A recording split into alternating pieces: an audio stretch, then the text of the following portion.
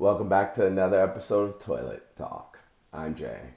Remember, you like it, follow, subscribe, share to a friend.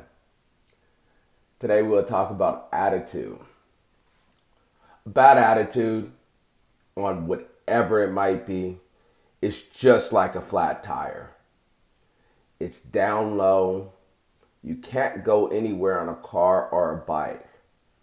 And the only way to get yourself going and to have a better outlook is if you change the tire. So change your attitude today, Toilet Nation. Whatever the attitude might be. If it's a bad outlook, it won't get any better unless you change it. Pump up some air in there, get some energy about it, and watch that bad attitude just disappear. You can't go around, you can't drive anywhere on a flat tire. And you're not going to get anywhere throughout the day with a bad attitude. Pump up that attitude today, Toilet Nation. Remember, don't forget to flush.